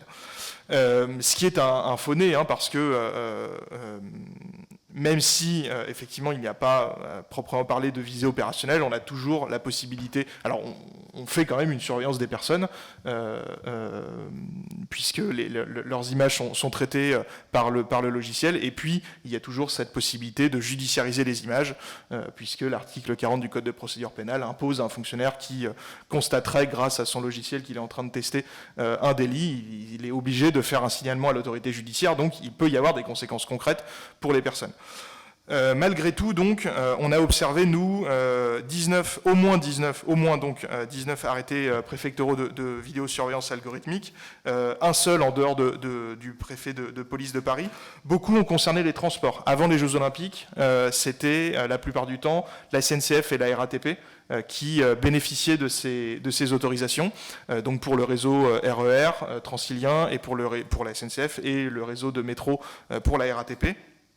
La loi autorise spécifiquement la SNCF et la RATP à pouvoir bénéficier de ces autorisations, et on voit que ça a été largement utilisé. On voit aussi qu'il y a eu une communication assez agressive de la part du ministère de l'Intérieur, de la part de la SNCF, de la RATP, parce que on a assez rapidement eu dans la presse des fuites de réunions sur la soi-disant utilité de ces dispositifs. C'était pas le discours qui a été propagé par ces utilisateurs, ces sociétés utilisatrices de VSA, étaient certains événements, puisque la loi liste les événements qui peuvent être recherchés par la VSA. Donc les sociétés utilisatrices disaient certains événements sont plus utiles que d'autres, mais globalement leur discours très rapidement a été de dire que on veut continuer à utiliser ces logiciels, c'est très utile pour nous. Dans les autorisations aussi, on a été très surpris des largesses qui ont été utilisées, notamment à la fois pendant la période d'autorisation. Donc la loi dit que uniquement, et le Conseil constitutionnel l'avait rappelé, cette autorisation de vidéosurveillance algorithmique ne peut se produire que pendant l'événement en question. Donc une fois que l'événement est terminé, il faut arrêter cette surveillance. On a eu énormément d'autorisations, par exemple pour le concert de Taylor Swift, pour Roland Garros, qui allaient au-delà de l'événement qui était surveillé. Donc on avait un prétexte, un événement, mais en fait ça pouvait aller jusqu'à 2-3 jours après l'événement, où on continuait à faire de la surveillance. On a également vu des abus dans les lieux qui sont surveillés. Notamment, c'est ce qui s'est passé avec l'arrêté préfectoral relatif à Roland-Garros, où on avait les stations de métro autour de Roland-Garros qui étaient couvertes par l'autorisation. Ok, là on peut voir le lien, mais on avait aussi République. On avait Odéon. Pourquoi ces stations ? Surtout qu'à République, se passaient pendant Roland-Garros quasiment quotidiennement des manifestations, notamment en soutien à la Palestine, et on peut voir tout de suite les implications en termes de liberté qu'il peut y avoir à surveiller des manifestations. Et encore une fois, on est sans lien du tout avec Roland-Garros initialement, et on voit très bien que les abus sont très faciles. Les abus ont été également constatés au stade de la publication. Légalement, la publication de l'arrêté préfectoral conditionne son entrée en vigueur. Une autorisation n'entre pas en vigueur tant qu'elle n'est pas publiée. C'est un principe démocratique assez important. Ça permet aux citoyens de connaître les autorisations. Alors c'est très théorique, puisque c'est dans les recueils des actes administratifs qui sont des PDF perdus sur les sites des préfectures. La préfecture de police de Paris, elle publie certains arrêtés qui sont un peu plus visibles, mais pour la VSA, pendant un temps, elle a arrêté de les publier. Donc il fallait aller regarder du côté de la préfecture de département de Paris, sur le site de la préfecture de département de Paris, qui, dans le recueil des actes administratifs, ont retrouvé les arrêtés préfectoraux de la préfecture de police. Donc vraiment, c'est un labyrinthe pour aller les retrouver. Énormément d'arrêtés préfectoraux étaient publiés au dernier moment. Alors que dans la presse, on savait depuis longtemps que l'autorisation avait été donnée au moins de manière officieuse. Ça a été le cas notamment pour la première la première utilisation de VSA pour le match PSG-OL, où la SNCF avait déjà mis des affiches dans ses gares en disant qu'elle avait été autorisée par la préfecture de police. L'arrêté était en cours de publication, et ça dès le début du mois d'avril 2024, alors que l'arrêté a été publié le 17. Donc on avait une publication au dernier moment, alors que la décision avait été prise. Et on peut légitimement se demander pourquoi attendre autant de temps. Sachant que tant qu'un arrêté n'est pas publié, un citoyen, une citoyenne qui voudrait le contester en justice ne peut pas le faire, puisqu'il faut bien une décision écrite quelque part. C'est cette publication qui permet aussi de pouvoir exercer son droit à un recours effectif. Or, en publiant au dernier moment, la préfecture de police de Paris, mais également la préfecture des Alpes-Maritimes, parce que pour le Festival de Cannes, c'était la même chose. Dans la presse, David Linard, le maire de Cannes, disait ouvertement qu'il avait obtenu une autorisation, et celle-ci a été publiée la veille ou l'avant-veille, je ne me souviens plus exactement, mais c'était vraiment au dernier moment. Eh bien, ça veut dire qu'on ne peut pas matériellement contester en justice par une voie de recours effective, qui serait ici le référé, ces arrêtés. On peut théoriquement faire un recours en excès de pouvoir contre ces arrêtés, mais un recours en excès de pouvoir, c'est plusieurs mois, voire plusieurs années. Autant dire que, en ce qui concerne une surveillance de quelques jours, ça n'est pas effectif. Donc c'est une voie que, bien évidemment, personne n'utiliserait. En ce qui concerne la publication, on a également vu énormément on a également vu un autre abus sur un cas de non-publication d'un arrêté. Vous le mentionniez en introduction, c'est ce qui nous a amené à saisir la CNIL contre un des arrêtés, contre une des autorisations, des utilisations même de vidéosurveillance. Le 30 juillet, au recueil des actes administratifs de la préfecture de département, donc pas publié sur le site de la préfecture de police, on voit apparaître un arrêté autorisant pour les JO la vidéosurveillance algorithmique. En réalité, c'était un deuxième arrêté autorisant la préfecture de police de surveiller l'espace public. Il y avait eu un premier arrêté pour un seul endroit pour les JO, donc on s'était dit, c'est bizarre, il n'y a qu'un seul lieu qui est publié. Et en fait, il y avait un deuxième arrêté, mais qui a été publié le 30 juillet, alors qu'il datait du 26 juillet, et qu'il a été utilisé, a confirmé la préfecture de police à l'AFP. Cette autorisation a été utilisée le 28 juillet, avec une surveillance effective par VSA le 28 juillet, alors que l'arrêté n'avait donc pas été publié. Donc cette autorisation n'existait pas légalement, et pourtant la préfecture s'est permise de surveiller l'espace public. Alors à l'AFP, la préfecture disait mais c'est pas très grave parce que les personnes sont informées sur place des mesures. Et ça aussi c'est un gros problème. L'information au public, elle est défaillante. Elle est intrinsèquement défaillante. On a observé parfois des affichettes au format A4 dans une gare. Autant dire que personne ne les voit. Parfois, ces affichettes étaient même dans des endroits très peu accessibles, pas dans des passages, parfois à côté de locaux, de portes de service. Donc à un endroit qui ne permet pas une information efficace du public. À la Quadrature, avec l'aide de militants de Paris et de sa banlieue, on a fait quelques tractages pour demander aux personnes dans des lieux concernés par la vidéosurveillance algorithmique si elles étaient au courant de cette vidéosurveillance et ce qu'elles en pensaient. Et la plupart des personnes qu'on a interrogées ne savaient pas qu'elles étaient en train d'être surveillées par ces dispositifs, parce que l'information publique, elle est défaillante. La vidéosurveillance algorithmique n'est pas le seul cas où cette information publique elle est défaillante. On mentionnait tout à l'heure la question des drones, c'est exactement la même chose. La loi a beau préciser qu'il faut une information au public, dans les faits, cette information au public, elle n'est pas respectée. Pour les drones, par exemple, on retrouve énormément d'arrêtés préfectoraux où il y a un article de l'arrêté qui dit « L'information au public est faite par la publication au recueil des actes administratifs de l'autorisation ». C'est le serpent qui se mange la queue. Une obligation légale permet de remplir une autre obligation légale, alors que dans l'esprit de la loi, on demande autre chose. En ce qui concerne la VSA, donc, c'est des petites affichettes avec énormément de texte affichés en petit, donc parfois au format A4. Alors ça n'a pas toujours été du format A4 qu'on a observé, parfois c'était un peu plus grand, mais c'était fait, conçu pour ne pas faire une information au public efficace. Et il y a des moyens d'amélioration. Par exemple, en matière de permis de construire, il y a en matière d'information des obligations sur la taille, sur le format, sur les couleurs, sur la taille des polices. C'est des inspirations qui peuvent être utiles, même si la position de la Quadrature, c'est qu'il faut arrêter avec cette technologie et revenir en arrière. Mais peut-être à défaut, on a un travail très grand qui peut être fait sur cette information au public. Également sur la publication des arrêtés, on pourrait très bien imaginer un délai minimum dont la sanction, s'il n'est pas respecté, c'est l'illégalité de fait de cette autorisation et l'impossibilité pour la préfecture ou la police municipale bénéficiaire de pouvoir se prévaloir de cette autorisation. Il y a également un problème dans l'information du public sur qu'est-ce que c'est que cette technologie. Ça revient, vous posiez la question de l'acceptabilité sociale.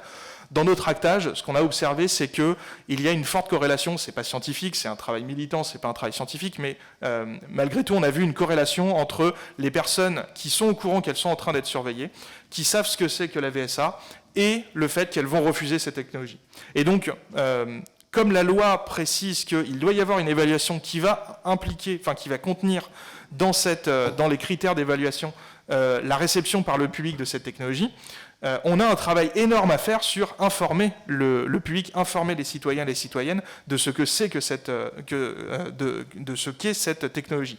Parce qu'on le voit, quand les citoyens et les citoyennes sont mieux informés, la réponse, c'est rapidement pas ça me dérange pas. Alors que quand les personnes ne savent pas ce que c'est, très souvent, les réponses qu'on nous faisait, c'était non, ça me dérange pas, c'est pas grave d'être surveillé, je n'ai rien à cacher, les discours classiques de personnes qui ne s'intéressent pas à ces sujets-là.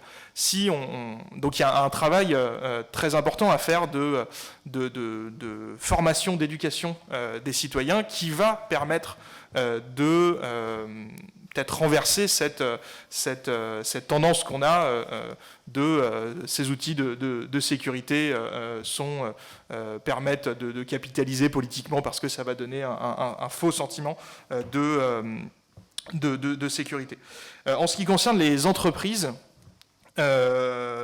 pour les Jeux Olympiques, certaines entreprises ont été retenues. Donc il y avait un marché public qui a été... il y a plusieurs marchés publics qui ont été passés. Et dans les entreprises qui ont été retenues, on a Wintix, qui est une petite start-up. On a Videtix, qui est aussi une petite start-up. Mais on a aussi des grosses entreprises comme Orange Business Service, Ipsotech, qui est une filiale d'Atos, ou Chaps Vision, qui est un peu moins connue, mais qui est une entreprise qui a beaucoup de marchés avec les services de renseignement. qui se veut être le Palantir français. Donc le Palantir, c'est une assez grande entreprise américaine qui fait de l'analyse massive de données et qui travaille énormément avec les services de renseignement américains. Et donc on a l'équivalent français qui s'appelle Chaps Vision et qui se retrouve à avoir obtenu un des marchés pour la VSA. La loi JO, elle permet non seulement de faire cette expérimentation, mais elle permet également à ces entreprises d'améliorer leurs produits. Parce que ces entreprises, elles ont un accès aux images, elles ont un accès privilégié à des méthodes, à des moyens d'améliorer leurs dispositifs. Les images ne peuvent pas servir pour entraîner des algorithmes. Là, on parle d'intelligence artificielle, de réseaux de neurones où il faut une phase d'apprentissage. Donc la loi ne prévoit pas la possibilité pour ces entreprises d'entraîner leur logiciel sur ces images. En revanche, elle permet à ces entreprises d'améliorer, c'est toute cette phase de test préalable au moment où il n'y a pas encore d'autorisation d'arrêtés préfectoraux, ça permet à ces entreprises de les améliorer. Et donc elles ont un accès privilégié. Et le gouvernement et les défenseurs de la loi JO sur l'article qui prévoyait cette expérimentation de VSA ont été très clairs. L'idée, c'est de créer des champions français de VSA pour derrière aller utiliser au-delà des JO, au-delà des quelques cas prévus par la loi, ces technologies et également les vendre à l'étranger. C'est ce qu'on mentionnait tout à l'heure sur le règlement IA, le règlement européen IA. La France veut se positionner comme un des leaders de l'intelligence artificielle, y compris en matière de sécurité. Et donc, elle a fait tout pour détricoter les quelques protections qu'on avait dans ce règlement européen, mais elle veut aussi pousser ses entreprises françaises, son industrie, qui se positionne depuis très longtemps sur ce marché. Alors vous aviez également posé la question des risques avec les Jeux olympiques, les Jeux paralympiques. Nous, à la Quadrature du Net, on ne peut se baser que sur des données publiques. Or, il n'y a rien de transparent en matière de sécurité, que ça soit pour les Jeux olympiques, mais également pour tout le reste. On a des statistiques de l'INSEE dans des communes, etc. Mais en ce qui concerne les Jeux olympiques, il n'y a rien de public.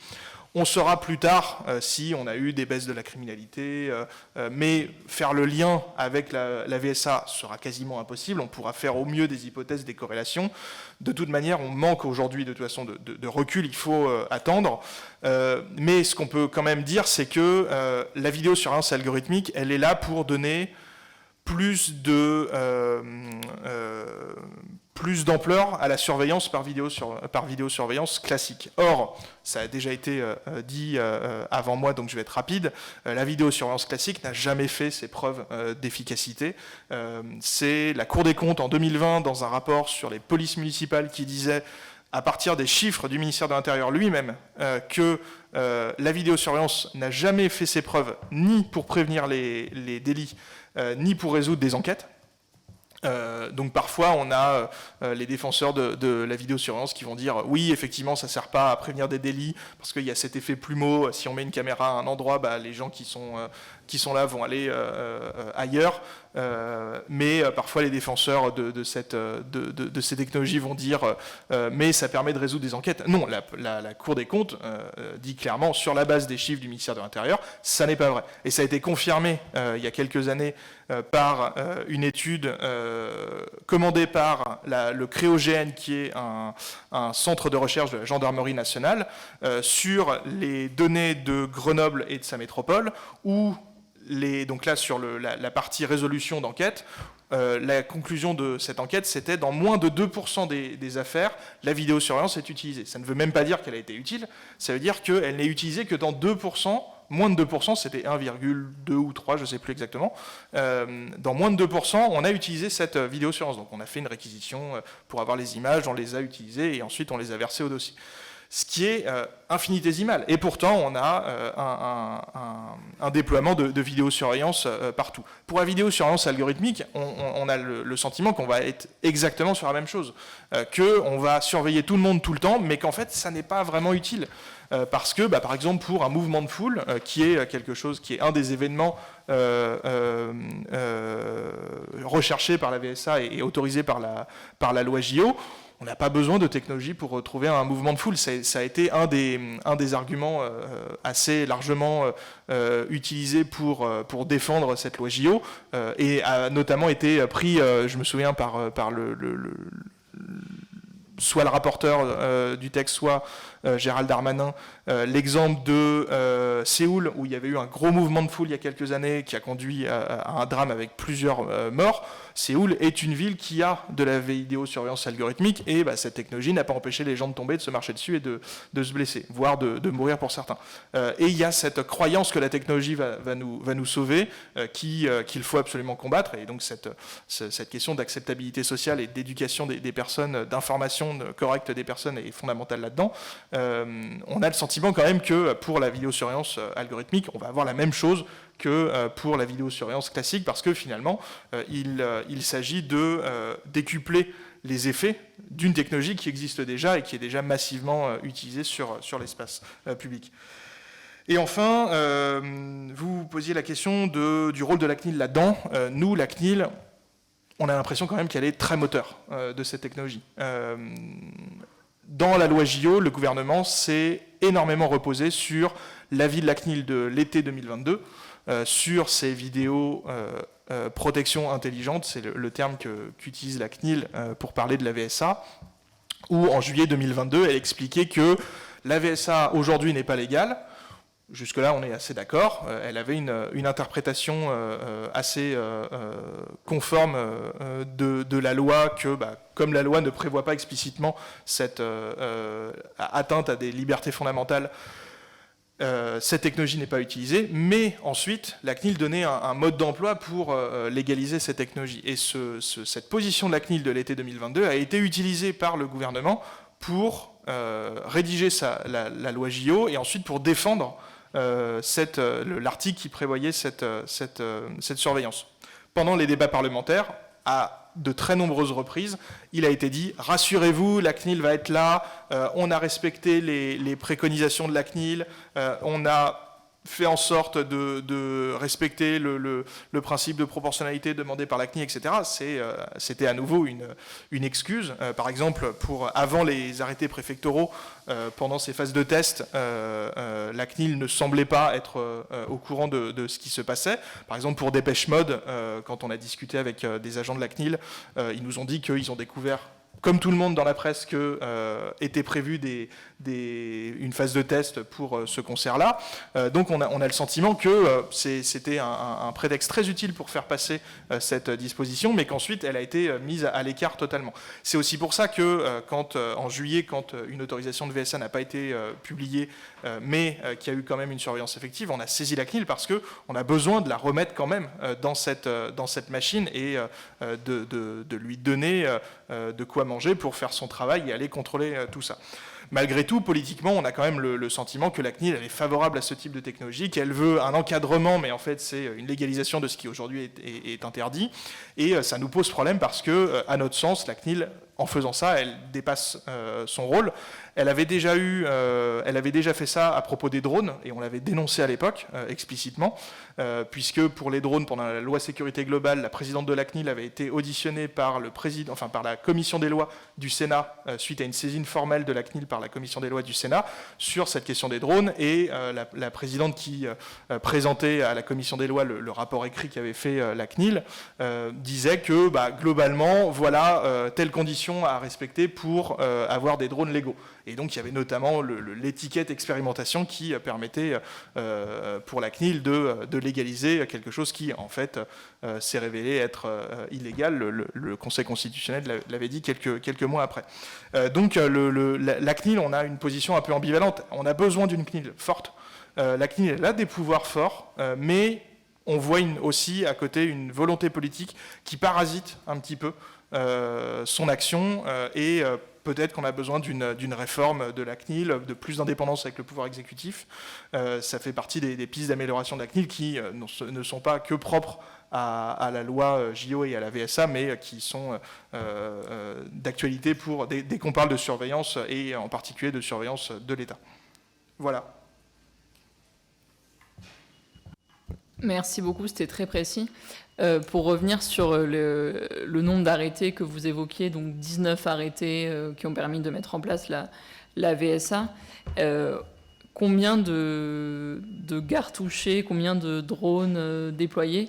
Et si on regarde statistiquement le nombre de personnes qui empruntent ces gares chaque jour, statistiquement, est-ce que vous avez une idée de combien de personnes ont été touchées par la vidéosurveillance intelligente là, ces dernières semaines? Et également, est-ce qu'on vous a remonté des cas, par exemple, de gens qui auraient fait l'objet d'une interpellation ou qui se seraient rendus compte qu'ils ont été surveillés sans aucune autorisation, sans même que les affichettes que vous évoquiez soient publiées? Est-ce que vous, à la Quadrature du Net, il y a des alertes qui vous sont faites, des alertes de particuliers qui vous ont été faites là pendant la période? Ou est-ce que Amnesty, pareil, vous avez eu des remontées pendant la période de personnes qui auraient voulu contester le déploiement de la VSA? Alors, on n'a pas eu de retour de personnes qui auraient été interpellées suite à de la vidéosurveillance algorithmique. Par contre, des militants et des militantes avec qui on travaille ont repéré certaines situations où le fait de toucher une barrière semble déclencher une alerte, puisque très peu de temps après, des agents viennent. Donc on voit qu'il y a quand même des effets concrets, des agents qui se demandent ce qu'on peut faire juste à être là, mais on n'a pas plus de détails. Et encore une fois, comme nous, à la Quadrature, on est à l'extérieur de tout ce processus, on n'a pas accès au centre de supervision, là où les logiciels envoient leurs alertes, on n'a pas accès à tout ça. On avait rencontré la commission Vigouroux, qui est chargée d'évaluer cette VSA, en mettant sur la table tous ces points, presque des demandes, pour leur dire à la commission que nous, en tant qu'association, on a très peu de pouvoir, très peu d'informations, très peu de données, et que c'est à cette commission qui, justement, a des accès beaucoup plus larges d'aller rechercher l'information. On était assez rassurés que cette commission est consciente de l'enjeu et du besoin d'aller rechercher l'information auprès des acteurs, mais nous, on n'a pas d'informations plus précises. En revanche, sur votre deuxième question sur le nombre de stations et le nombre de personnes, alors on n'a pas fait le calcul du nombre de personnes, mais par exemple pour la première autorisation, le match PSG-OL, donc l'arrêté était publié le 17, mais c'était pour le week-end juste après, c'était un week-end de retour de vacances, donc on n'a pas cherché les statistiques, mais on parle vraiment de quelque chose de massif, puisque surveiller la gare de Lyon un samedi de retour de vacances, on peut imaginer que ça concerne énormément de personnes. Pour le métro, c'est aussi difficile à dire. Je ne sais pas du tout si les statistiques sont publiques. Si c'est le cas, on pourrait faire cette analyse parce que la liste des stations est publique. Là, par exemple, pour les Jeux paralympiques, c'est presque une cinquantaine de stations qui est concernée, juste pour la RATP. Pour le RER, c'est, je crois, une dizaine ou quinzaine. On est quand même sur un nombre assez important. Après, il y a quand même une limite, c'est que quand un arrêté préfectoral est pris, il peut ne pas y avoir d'autorisation effective tout le temps. Et par exemple, les personnes qu'on accompagne qui ont fait des demandes d'accès à leurs données, puisque comme c'est un traitement de données, le droit d'accès est autorisé. Et donc les personnes qui ont fait des demandes d'accès, parfois on leur a dit tel jour, il n'y avait pas eu de VSA, alors que l'arrêté disait c'est possible de faire de la VSA. Parce qu'ensuite c'est à la discrétion de l'administration ou de l'entreprise qui bénéficie de cette autorisation d'utiliser ou non son autorisation. C'est comme pour la vidéosurveillance, c'est comme pour les drones. Il peut y avoir moins, il ne peut pas y avoir plus, mais il peut y avoir moins. Donc on a aussi une limite là, la seule estimation qu'on pourra faire, c'est la fourchette haute. On pourra dire jusqu'à tant de personnes ont été surveillées parce qu'on a ces statistiques, mais c'est sous condition, sous réserve que ce jour-là, il y ait effectivement eu de la vidéosurveillance, information qui aujourd'hui n'est pas publique. Et est-ce que vous avez des procédures en cours? Peu de temps ou pendant les JO, vous avez remporté cette procédure, il me semble, à Orléans, où la vidéosurveillance était déployée sans autorisation ou de manière disproportionnée. Est-ce que là, pour les Jeux paralympiques, vous avez des procédures en cours, des référés? Et est-ce que les référés que vous avez pu engager pendant les Jeux Olympiques ont abouti à des victoires pour vos organisations ? Alors nous, depuis le début, depuis le vote de la loi JO, on a estimé que faire du contentieux là-dessus, c'était peine perdue. Comme on est une petite association avec des ressources limitées, on a décidé de ne pas attaquer, par exemple, les décrets d'application qui prévoyaient ces 8 cas de figure, ces 8 situations où il peut y avoir de la VSA. On a décidé de ne pas attaquer ça. On a décidé de ne pas attaquer la notion de biométrie, puisque entre d'un côté la CNIL, le gouvernement et les défenseurs de cette VSA, et de l'autre côté à peu près toutes les autres organismes, tous les autres organismes, associations, on a une divergence d'interprétation sur la notion de biométrie. Le gouvernement dit la VSA c'est pas de la biométrie parce que en gros on va pas faire de reconnaissance faciale, on va pas mettre un nom sur les personnes. Nous on dit à partir du moment où on est capable de distinguer 2 corps, de savoir qui bouge sur une image et d'analyser leur comportement, c'est de la biométrie. On a décidé de ne pas porter devant les tribunaux cette querelle d'interprétation parce qu'on a le sentiment que le Conseil d'État aujourd'hui n'est absolument pas prêt à accueillir nos arguments et que ça serait de l'énergie perdue. Ensuite, sur chaque arrêté préfectoraux, on a également décidé de ne pas faire de recours juridictionnel parce que finalement, c'est beaucoup d'énergie et on n'a pas les ressources. Il y a d'autres organisations qui auraient pu le faire. Par exemple, de temps en temps, le syndicat des avocats de France, le syndicat de la magistrature, la LDH aussi parfois font ça. La DELICO, c'est l'association de défense des libertés constitutionnelles. Ce genre d'associations peuvent faire des référés parce qu'elles ont plus d'énergie. Nous, on l'a pas parce qu'on a aussi une très grosse activité contentieuse à côté des JO. Donc on a décidé de ne pas le faire parce que les enjeux sont relativement limités. On parle de surveillance de quelques jours. Et aujourd'hui, le principal combat, il se joue demain. La VSA, elle ne va pas s'arrêter aux JO. La loi dit c'est jusqu'en mars 2025. On sait très bien que par une proposition de loi, ou peut-être par un projet de loi, si un jour on a un gouvernement autre qu'un gouvernement de gauche, on risque d'avoir une extension de cette VSA. Donc on s'y attend et aujourd'hui on prépare le combat de demain et la campagne qu'on a relancée en mai dernier, elle vise précisément à mobiliser les personnes contre la VSA de demain et d'accepter que pour les JO, pour aujourd'hui, le combat il est perdu.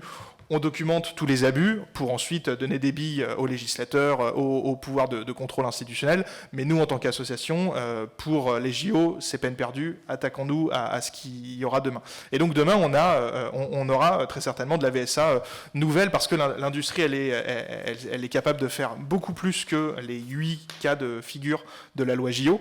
On a fait une plainte devant la CNIL en mai contre la SNCF et son dispositif qui s'appelle Priven PCP, qui est un dispositif de VSA, de suivi, de détection des bagages perdus. Donc ça, c'est aussi ce que fait, ce que permet de faire la loi JO, mais également de suivi des personnes. Une fois le logiciel de VSA utilisé par la SNCF, Priven PCP, est capable, en tout cas théoriquement, de suivre une personne qui aurait déposé son bagage. L'idée, c'est de lui mettre une amende, de la retrouver avant qu'elle quitte la gare et de lui mettre une amende. Et donc, en ça, c'est non seulement un dispositif de VSA qui n'est pas autorisé, même si c'est de la détection de bagages, c'est pas du tout autorisé dans le cadre de la loi JO, et ce suivi des personnes, là, pour le coup, c'est vraiment c'est un suivi biométrique des personnes. On identifie la personne et là on est capable de retracer son chemin à travers différentes caméras dans la gare. Donc on a fait une plainte devant la CNIL contre la SNCF avec l'idée d'arrêter tout de suite ces dispositifs parce que notre crainte c'est que tout comme la VSA qui a été expérimentée illégalement par les communes avec un laisser-faire du gouvernement et de la CNIL, si aujourd'hui on laisse faire la VSA qui va au-delà de la loi JO, c'est celle-là qui va être légalisée demain. Donc aujourd'hui on s'attaque contre cette VSA qui n'est pas celle des JO pour empêcher qu'elle soit légalisée demain. Et la tension est très forte, puisque par exemple, avant la dissolution de l'Assemblée, on avait la proposition de loi sur les transports qui voulait légaliser la VSA a posteriori, donc on a 2 types de VSA en temps réel pour détecter des comportements, mais a posteriori pour repérer détecter des personnes sur la masse d'images. Donc c'est la VSA a posteriori, c'est dire retrouve-moi toutes les personnes avec un t-shirt rouge et tous les hommes avec un t-shirt rouge, par exemple. Et du coup, des centaines d'heures vont être analysées algorithmiquement pour repérer quelques minutes et faciliter le travail de la police. Donc ça, cette technologie de VSA a posteriori voulait être légalisée dans cette PPL transport, et donc on sait très bien que le législateur ne va pas s'arrêter. Donc aujourd'hui, notre bataille contentieuse juridique de manière plus large, elle est sur cette VSA de demain. On a également le risque après l'image qu'on ait le son, et donc ça c'était tout notre combat à Orléans. À Orléans, c'était donc le contentieux, on l'a lancé il y a plusieurs années, c'était avant la loi JO. C'était un dispositif d'analyse des sons en même temps, couplé à la vidéosurveillance. Donc l'idée, c'était l'entreprise qui avait passé un marché qui avait passé un contrat avec Orléans disait donnez des oreilles à vos caméras. Donc c'est très clairement faire de l'analyse algorithmique des sons au lieu des images et orienter les caméras une fois qu'un trouble à l'ordre public a été détecté. Donc on a attaqué ça, on a gagné. Le tribunal administratif d'Orléans a appliqué la loi de manière très bête, de la même manière que la CNIL l'avait fait pour la VSA avant qu'elle soit légalisée dans les JO, en disant le tribunal administratif a dit c'est pas autorisé par la loi, donc c'est illicite, donc j'annule la convention. Et malgré tout, il faut aller devant les tribunaux pour faire ce type de bataille. On a toujours un contentieux devant la cour administrative d'appel de Marseille contre la VSA à Marseille. Donc là, une grosse commune qui utilise, malgré l'arrivée du printemps marseillais, qui utilise de la VSA. Donc le printemps marseillais, c'était une coalition citoyenne, mais qui regroupe une majorité de PS qui pendant la campagne municipale en 2020, s'était positionné contre la VSA. Une fois qu'ils ont gagné les élections, silence total, et aujourd'hui on se retrouve devant les tribunaux pour faire annuler cette convention avec une entreprise locale pour faire de la VSA, alors que l'équipe municipale pendant la campagne s'était positionnée contre cette technologie. Aujourd'hui on est en appel. On a également un contentieux en Isère contre une petite commune qui utilise Briefcam, qui est un gros logiciel de VSA. Donc pareil, c'était un contentieux qui a commencé en 2021, bien avant la loi JO. Mais tout ça, évidemment, ça a des conséquences sur la loi JO, parce qu'on sait très bien que c'est ce genre de technologie qui va être légalisé demain, et en partie qui est légalisé déjà dans la loi JO. Donc aujourd'hui, nos contentieux, ils sont vraiment à côté de cette loi JO, et pas dans le cadre de la loi JO. Vous voulez ajouter quelque chose peut-être ? Oui, simplement c'était pour réagir sur la question que vous posiez sur est-ce que des plaintes avaient été remontées, des situations, etc.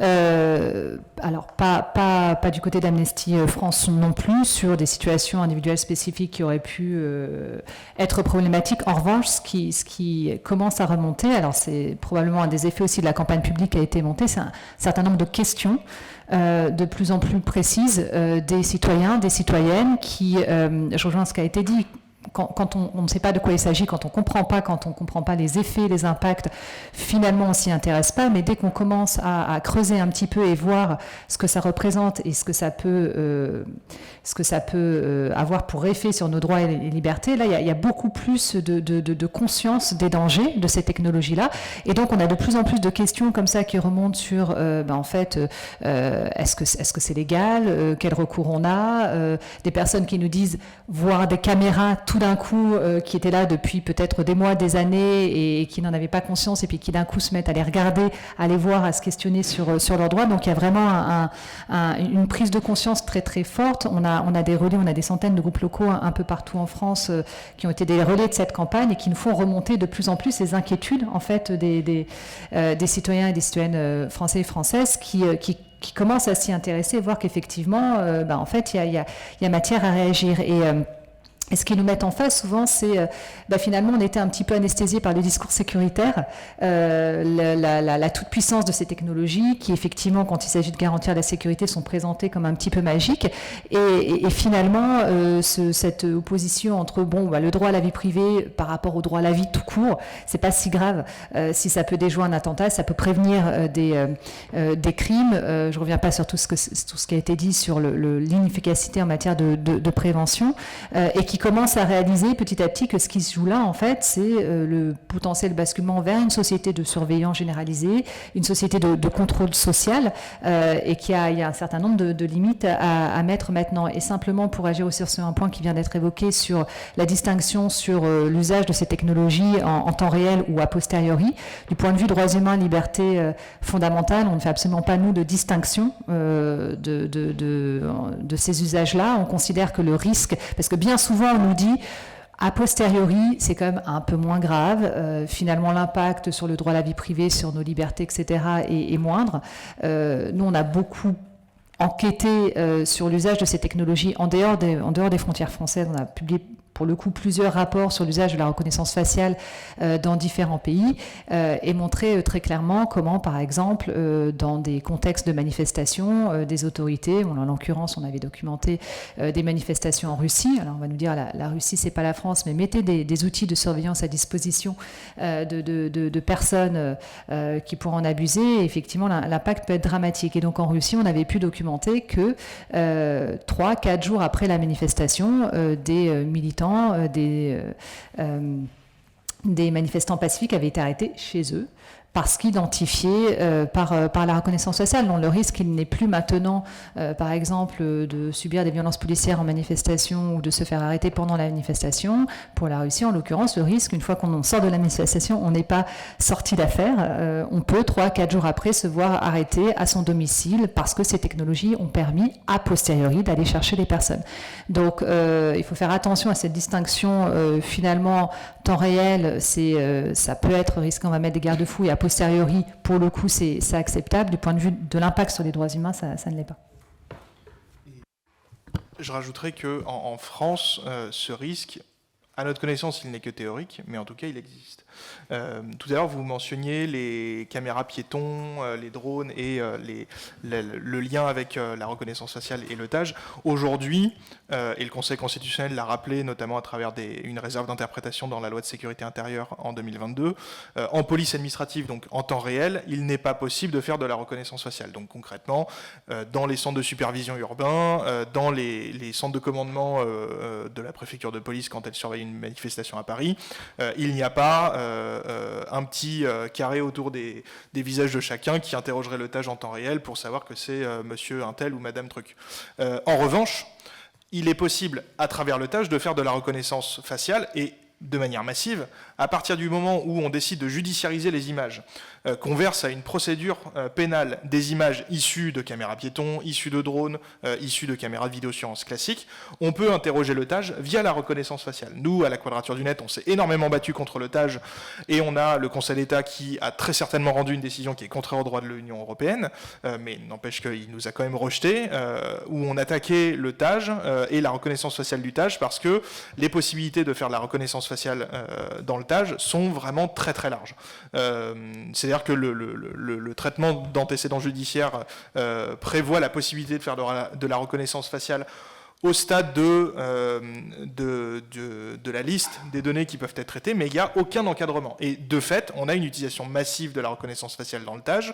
Les dernières statistiques qu'on avait vues, elles datent maintenant d'il y a quelques années, donc c'est très certainement beaucoup plus aujourd'hui, mais on avait 1600 interrogations quotidiennes du TAJ.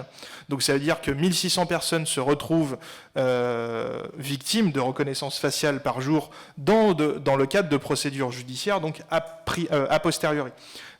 Et les réserves d'interprétation du Conseil constitutionnel, quand il dit interdiction de faire de la reconnaissance faciale sur les drones, sur les caméras marquées, etc., en réalité, elle ne tient pas face à cette porosité totale qu'on a entre les images prises en procédure administrative, en police administrative, et les images versées à une procédure judiciaire, parce qu'on a ce fameux article 40 du Code de procédure pénale qui permet de verser des images à une procédure pénale, mais également, en ce qui concerne les drones par exemple, c'est explicitement dit dans la loi.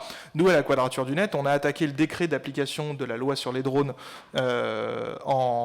qui date d'avril 2023. On avait une première audience de référé en mai 2023 et en référé, ça a été rejeté. On est toujours en attente de la décision sur le fond. On n'est pas les seuls. Il y a aussi le syndicat de la magistrature, la Délico que je mentionnais tout à l'heure, le syndicat des avocats de France, je crois aussi, et très certainement la LDH. toujours les usual suspects habituels en matière de défense des libertés.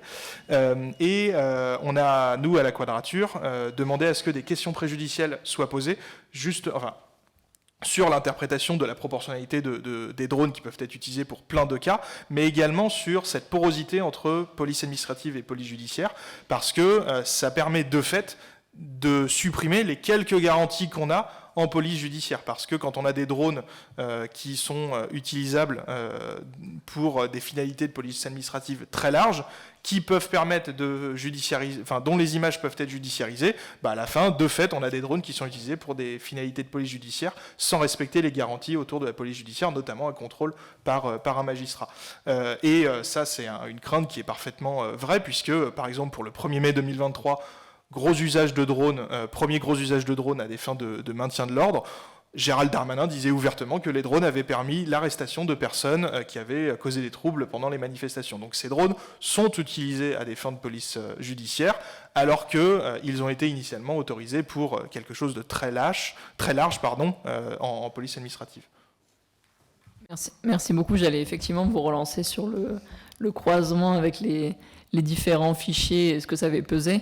Là, on a beaucoup parlé de la VSA. Est-ce que vous avez aussi un retour sur les autres dispositions que prévoit la loi dite Jeux Olympiques, autrement dit le criblage et les scans corporels? Est-ce que ça a donné lieu à des dérives que vous avez pu documenter? Très rapidement, non, nous, on ne s'est pas penché sur la question, donc on n'a pas documenté ces aspects-là de la loi. On s'est concentré sur l'article 10. Alors nous, on s'est principalement concentré sur la VSA, mais on a aussi observé donc ce criblage. On est assez inquiet de cette utilisation de plus en plus importante des fichiers de police à des fins de contrôle des populations. On était quand même là avec des cas assez clairs d'abus. On a documenté, on a fait un appel à témoignages pour récupérer des cas d'abus et on en a eu beaucoup. On ne s'attendait pas à en avoir autant. La presse a également couvert ce sujet avec des cas d'abus de personnes qui, suite à un criblage administratif, se sont vues refuser d'aller travailler dans un aéroport, d'accéder à tel endroit, et finalement ça a été annulé par la justice. Donc ces abus, ils existent. Nous, on a vu que la partie émergée de l'iceberg avec notre petit appel à témoignages, mais il y en a très certainement eu beaucoup plus. C'est également posé, par exemple, des questions d'accès à certaines institutions pendant les Jeux Olympiques. Par exemple, sur l'île de la Cité, le tribunal était dans les zones restreintes. Comment on fait pour concilier publicité des audiences et restriction d'accès? Comment les justiciables peuvent accéder au tribunal?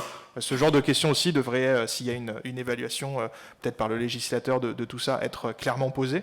Et sur ça, je pense que le syndicat de la magistrature serait le parfait interlocuteur pour poser ces questions-là. Et sinon, la loi JO prévoyait aussi des scanners corporels à ondes millimétriques. Aujourd'hui, dans notre outil de veille, on regarde quand même s'il n'y a pas des autorisations. On n'en a pas vu aujourd'hui, et de toute façon, donc a priori, ça n'a pas été utilisé pendant les JO, et ça rejoint ce qui avait été annoncé avant les JO, où assez rapidement, des représentants du ministère de l'Intérieur qui étaient en charge des JO ont annoncé que cette technologie n'était pas prête, n'allait pas être utilisée. Et donc on a eu la loi qui a autorisé une technologie où on a présenté ça aux législateurs comme quelque chose d'indispensable qu'il fallait absolument voter, et en fait on a très bien fait sans, et tout s'est très bien passé sans. On peut supposer que pour la VSA c'était exactement la même chose. Merci. Madame Riou-Battista, est-ce que vous voulez rajouter quelque chose ? En marge, en fait, enfin, je ne sais pas si c'est en marge d'ailleurs, mais sur la question du contrôle des populations, et parce que le représentant du revers de la médaille n'est pas là, alors on n'est pas dans du contrôle ou dans l'identification de masse, mais quand même, nous, on a noté que les dispositifs de nettoyage social, et notamment ce qu'on a appelé le desserrement la politique de desserrement pour déplacer les populations de sans-abri et les populations migrantes qui étaient en Île-de-France vers d'autres régions françaises. Donc au-delà des problèmes que ça pose en termes éthiques, en termes d'accès à la santé, aux soins, accès à l'éducation, etc., on a constaté que cette politique-là, elle a été aussi pour le ministère de l'Intérieur un moyen d'identifier et de contrôler les populations migrantes et les populations de sans-abri, en fait. Voilà. Et que donc là, on a eu une intervention du ministère de l'Intérieur dans normalement ce qui devrait être des politiques sociales. Donc ça aussi, ça pose question. Merci. Une avant-dernière question. Avant les Jeux Olympiques, on avait eu un grand événement en France, à savoir la Coupe du Monde de rugby, qui a aussi donné lieu à des dérives. Et finalement, les lois sécurité globale, sécurité intérieure, qui, au-delà des dispositifs de surveillance qu'on a énumérés, permettaient aussi un déploiement plus conséquent de la sécurité privée, un élargissement des missions des agents de sécurité privée. Tout cela a été mis en place dans la perspective de ces deux gros événements-là et des événements suivants, notamment potentiellement les JO de 2030 dans les Alpes, auxquels on est foncièrement opposé pour les mêmes raisons que les Jeux Olympiques de 2024, à savoir des dégâts écologiques désastreux. Est-ce que vous avez pu documenter les dérives des précédentes lois pour la Coupe du Monde de rugby? Ou est-ce qu'il n'y a pas eu de cas lors de cet événement? Rapidement encore, mais alors nous on pensait que la VSA serait déployée pendant la Coupe du Monde de rugby, puisqu'en fait ce qu'avait annoncé initialement le gouvernement, c'était de toute façon dès la promulgation de la loi, donc dès mai 2023, le déploiement de la VSA était autorisé.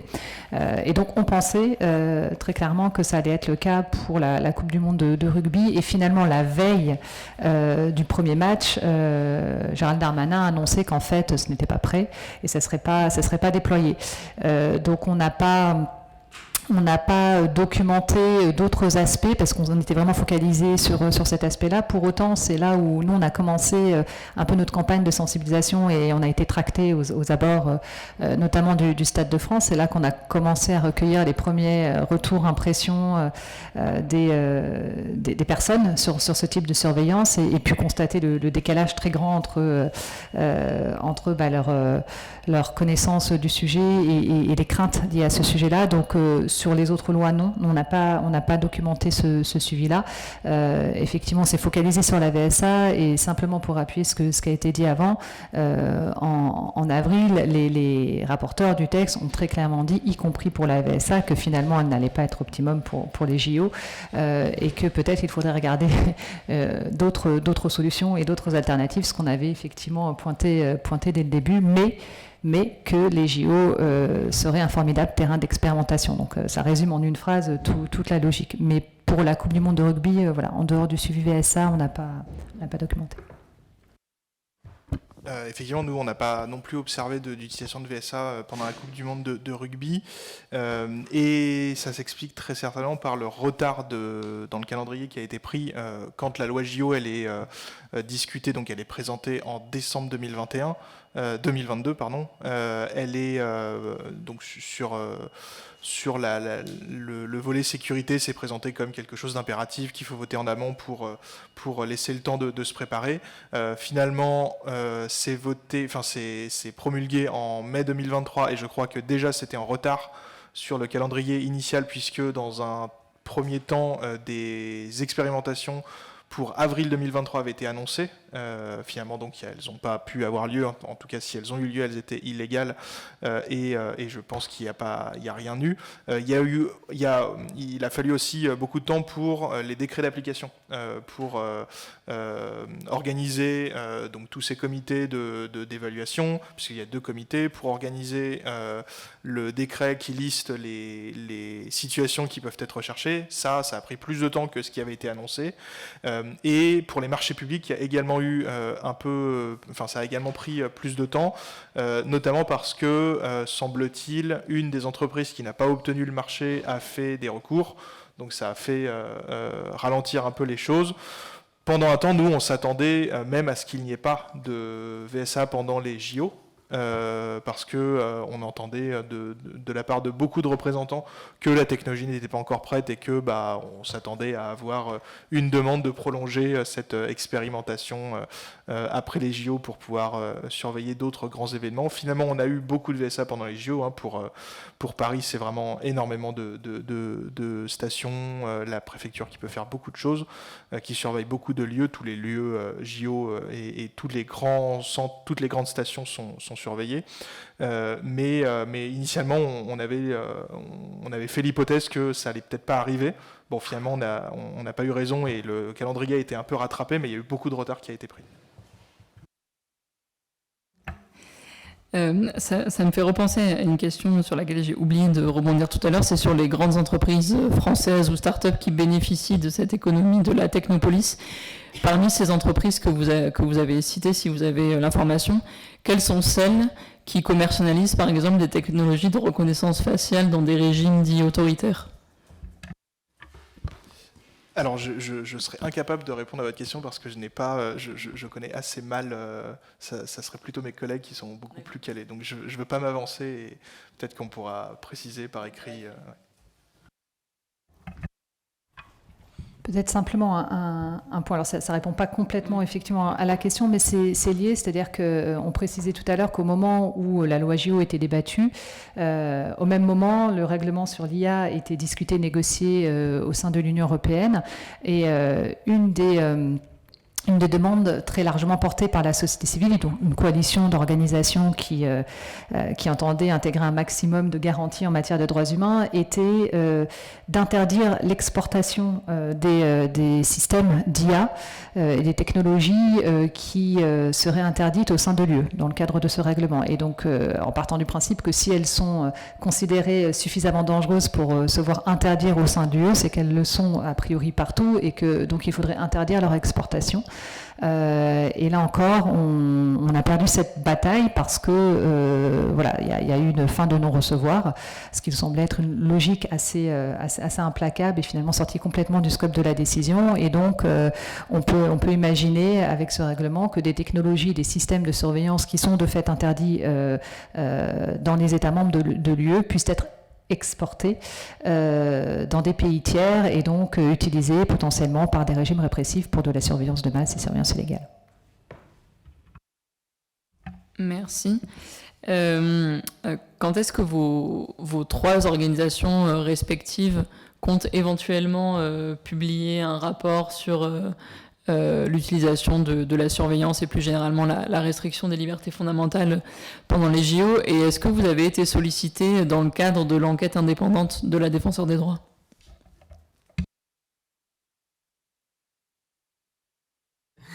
Donc, deuxième question, nous on n'a pas été sollicité par la Défenseure des droits, mais on a des échanges réguliers avec les équipes de la Défenseure, donc c'est plutôt sur un mode informel.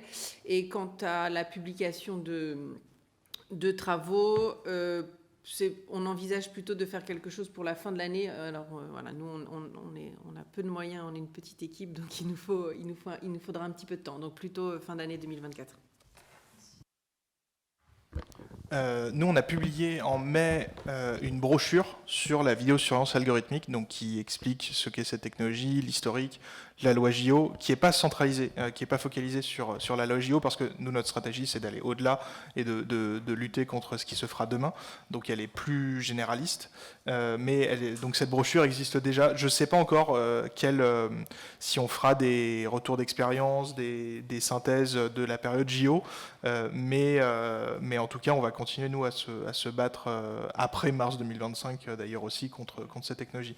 Et je ne sais pas du tout si on a été invité. Il faudrait que je demande à mes collègues si c'est le cas ou pas.